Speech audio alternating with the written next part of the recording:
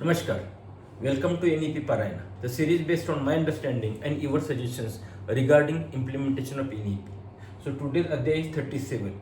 Teachers some challenges. Important point in the NEP is teaching duties will not be excessive.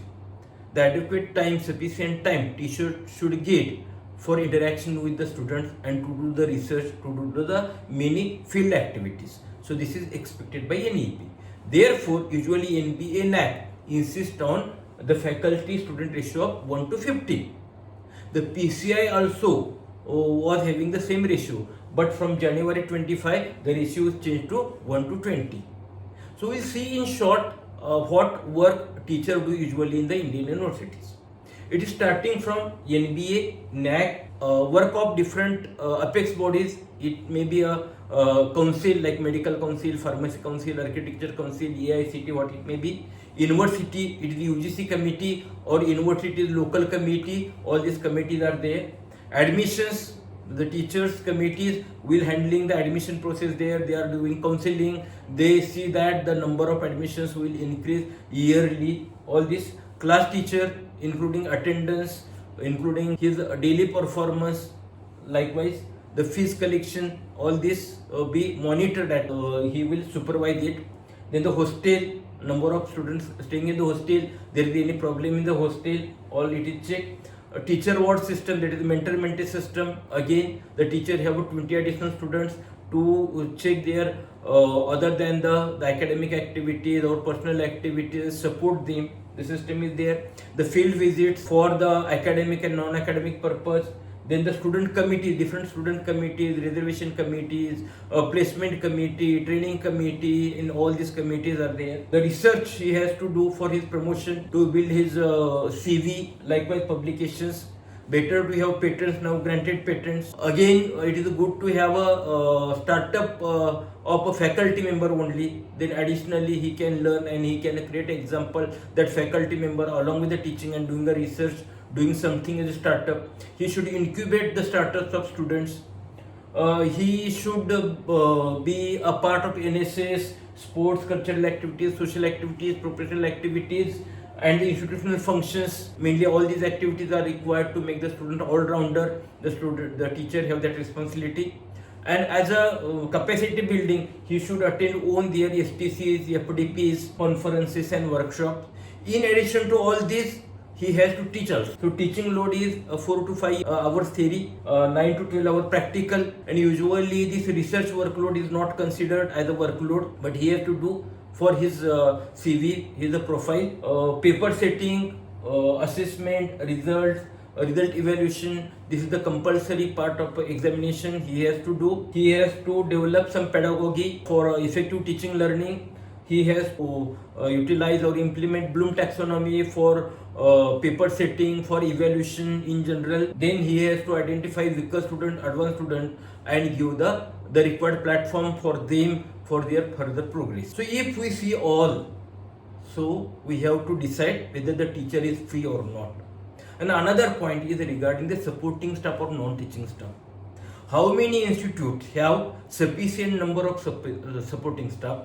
Secondly, the quality and qualification of that supporting staff, and last important is responsibility what supporting staff take. So many of these activities can be easily handled by this supporting staff or non-teaching staff. In necessary, the institute should take MBA, pharma MBA, engineering MBA in engineering college, likewise, so they can handle or administer the properly. Additionally, proper systems like ICT system, ERP systems, all the technology systems should be adopted. Then definitely the teachers who will have a sufficient time for teaching learning, as well as the n number of activities which are listed under NEP. So what is the stories nowadays? As the Pune is considered as Oxford of East.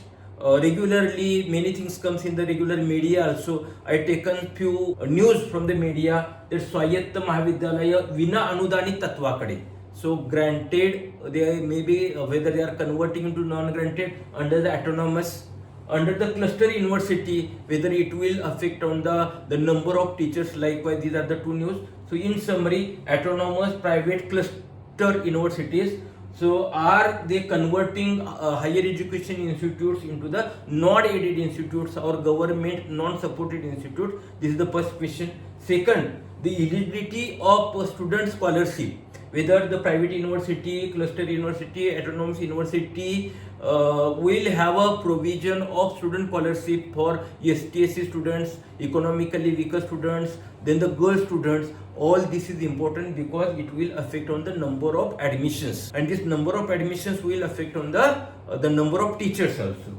The students, should it affect on the faculty jobs? This is the main concern in these two news.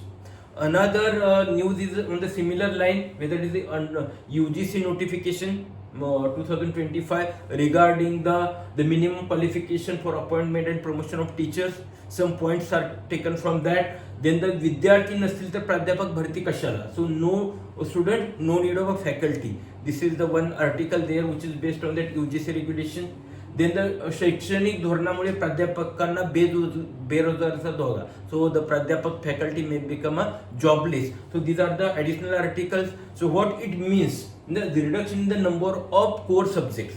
So if we see in the NEP, there is major and minor. And major and minor, if we take the credit, then at least 2 or 3 subjects will be there, and others include skill development courses, then the value added courses, and the research and the internship likewise. So number of core subjects per year, per semester, they are decreasing. So therefore this much numbers of teachers will be useful, otherwise the other teachers may get as the surplus. Popular subjects will have the high demand. For example, in the engineering, the computer, IT will have the high demand. In the pharmacy, pharmaceutics, DRA will have the high demand likewise.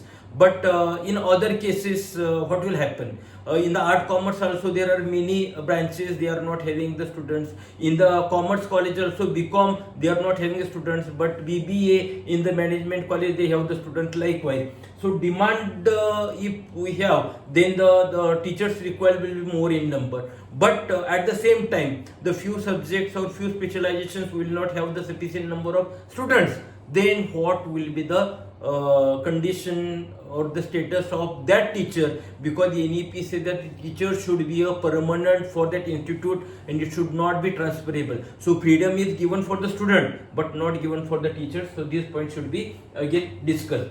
The faculty number it should be in proportional to the admitted student. Actually at present faculty number is as per the intake which is approved. But if the faculty number is made according to the number of students admitted in that particular year, then whether it will affect on the teacher's job or not.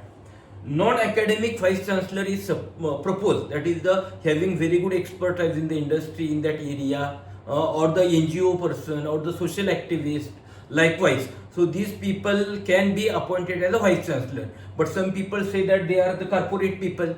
They will check which units or which specialization in the profit, which specialization in the loss, and they may close that unit which is in the loss. That is the branch, special branch they can close. So likewise discussions are going on, and it is the concern regarding the teacher, who is the responsible person to implement the NEP. He should be motivated, he should be protected, and the confidence should be built in the minds of teacher. This is my point. So the feedback is Dr. Bobde from MIP. What he says, that is, what I learned from you is the consistency, thank you, and commitment to the work. It is my passion, and I am delivering on every Sunday. So Oraha Nutraceuticals is a person from industry, Rahul. He says, I appreciate your videos which speaks about the reality, clarity. Thank you, Rahul. Here from JSS Mysore, the Mrityunjay is there. You are doing deep and extensive work with the concern of our profession. So I love my profession. Thank you for motivation.